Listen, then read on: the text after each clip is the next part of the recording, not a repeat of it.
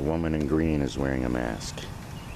Look at how far those two are walking apart from each other, yelling at each other, talking and shit. Jesus Christ. That's the gazebo.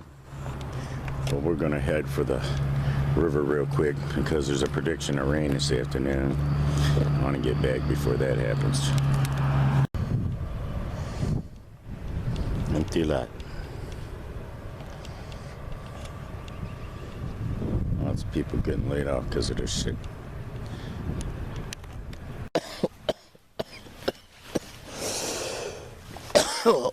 Just hit some Gorilla Glue. There's a whole lot of foot traffic out today.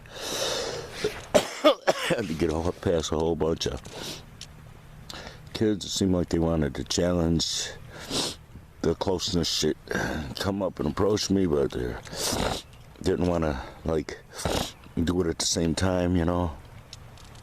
So I kind of, you know, I stop with him or try to walk faster to, like, you know, deliver the body language that we'd prefer not to be approached. Because why I would prefer not to be approached. Got me a coffee there with me today. It's supposed to rain. And it's 1:39 p.m. Eastern Standard Time. And I'm kind of like, you know, I'm coming to like the epiphany that, you know, I'm a retard that people can't get past my retardation. You know, once they get to know me, they decide they don't really like me. They may feel sorry for me or bad for me for a minute. And then it's like, you know. But the thing is like, you know how you feel sorry for a homeless person and then you go to help them and they turn out to be somebody that just fucks everybody over to get more dope or alcohol. You know, everybody's already invested all that they can invest in them and they've given up. Then you find that out about them, so it's like there's not much you can do for them. You can't relieve them of their homelessness because you can't relieve them of what makes them homeless, you know. That, I don't know, I don't see that as something where they can't help it so much as like, because I don't see addiction as a disease. I see it as a, you know, a result of bad choices. Kind of like if you decide to play that game where you're, you know, stabbing the table in between your fingers repeatedly really fast and you fuck up and cut off a finger, that wasn't addiction that made you lose your finger. That was a result of bad choices, you see. So that's always where I'm at with that, is like, you know, people try to sell that as an addiction so that they can make money off of it, you know, the addiction being a disease and shit. But in my case, I'm medicating with marijuana instead of letting them put me on psychotropics. And psychotropics would make me a weird person.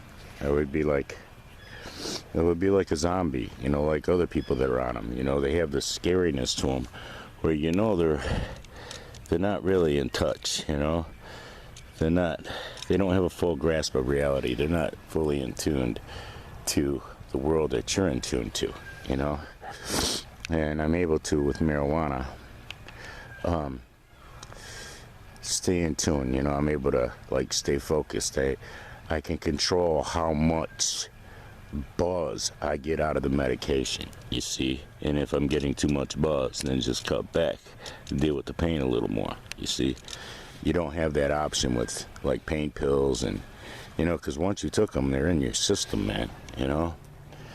Weed wears off quick once you get a tolerance for it, like what I got. So it's like, you know, 20 minutes later, I'm back where I'm straight. You see, even if I got fucked up for a minute.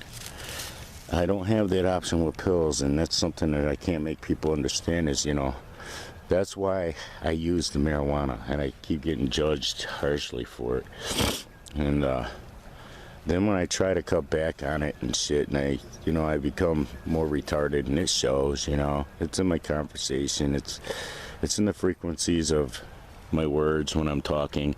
You know, it's like everything becomes repellent and repulsive that once, you know, drew people to me and was comforting, you know.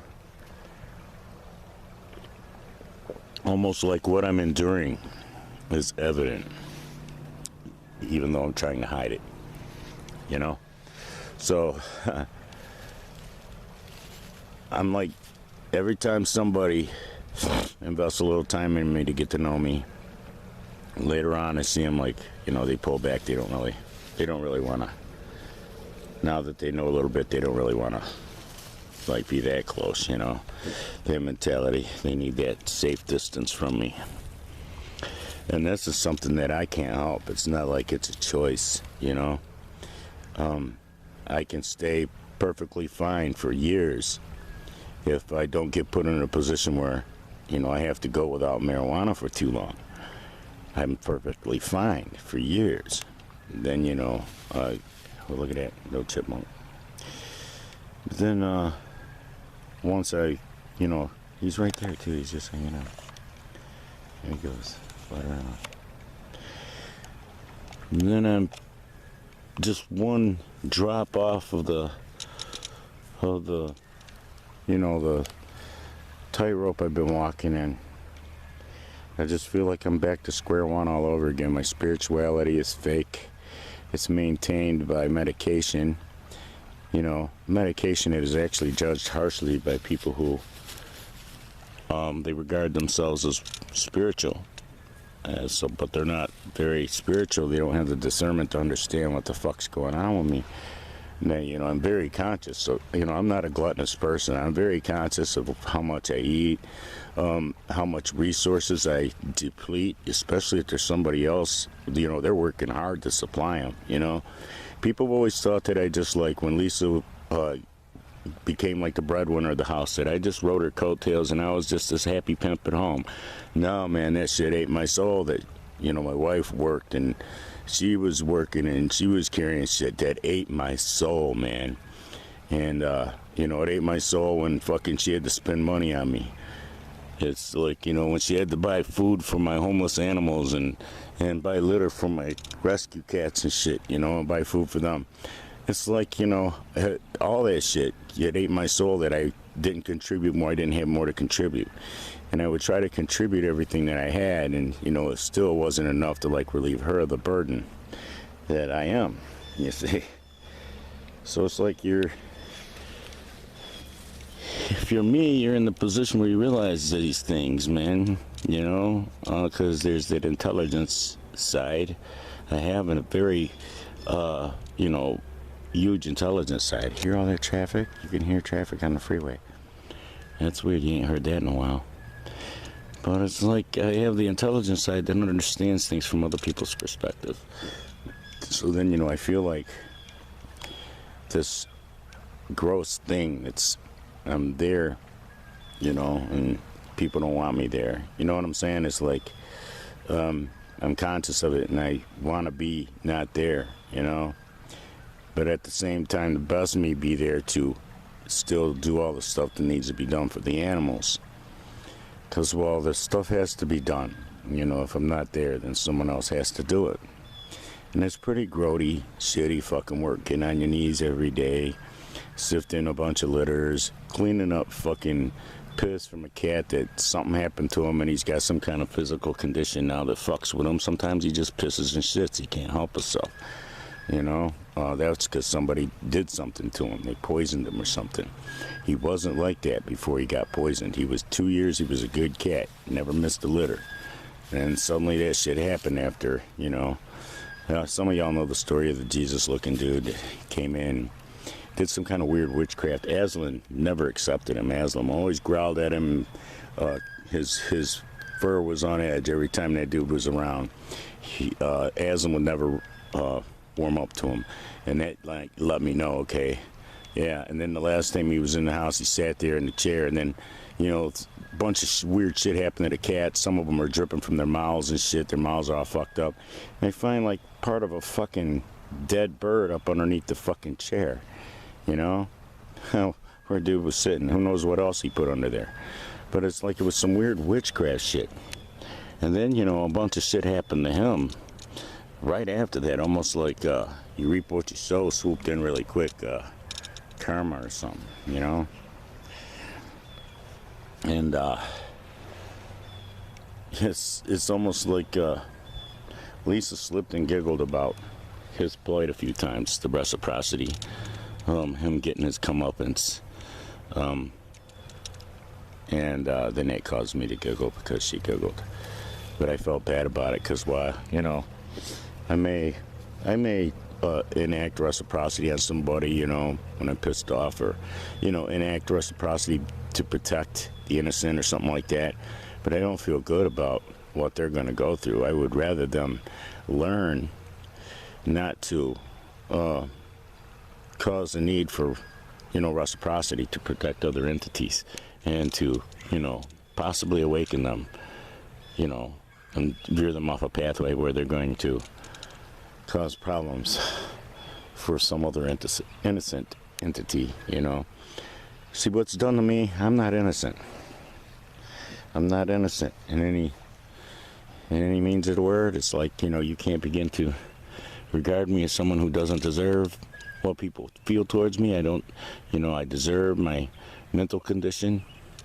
I deserve to be conscious of it to this level where, you know, I just feel like, I feel like the pimple on the ass of society.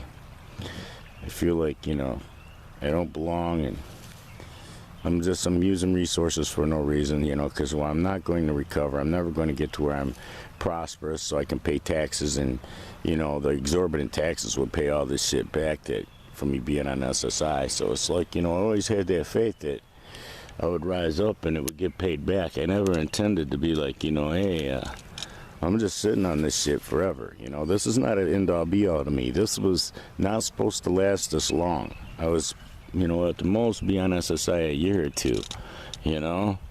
And I've been on this shit for a long fucking time, and it's embarrassing. It's embarrassing to live like this. You know, imagine living like this, where your existence is an embarrassment to yourself because, well, you're just not that goddamn ghetto. You're not as ghetto as you're being forced to look, you know? I would love to be a productive member of society, making money and paying taxes, and it to be like an ongoing thing where I don't ever have to worry about it's going to get interrupted by my psychotic bullshit. That's why I wanted a driving job, because, well, you know, I can't fuck that up no matter how retarded I am. You just can't fuck it up. You have too much time by yourself to scream in your car on the way to the next stop, and then you're all smiling and happy again, you know?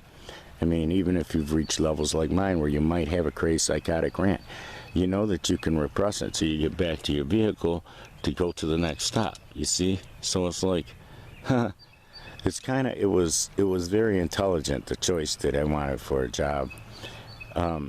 You know, dream job. It's just like, it's everything I ever wanted, was just to have a driving job, be one of them guys. I do like deliveries. I'm driving like a Quest van or something, going from medical facility to doctor's office and shit, you know, one of them kind of jobs where I'm not doing heavy, strenuous work, but, you know, I'm productive and I'm making money and I'm beneficial to society at the same time. It's like, instead I was stuck being this, I couldn't get any justice to get out of this hole, and I'm stuck here, and I make the mistake of letting people in too close to me during my moments of retardation. It's like, you know, after a psychotic rant, it takes me like a month for my mind to bury it and for me to get back to square one, because, well, I'm conscious of my rant. Even if nobody heard it, I'm still conscious of it.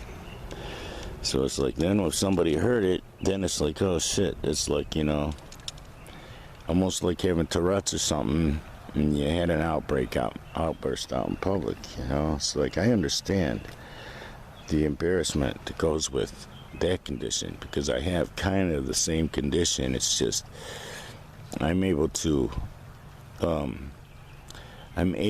control it more due to God making marijuana available, you see. All right, well, I guess we'll get going so we can get back before the rain.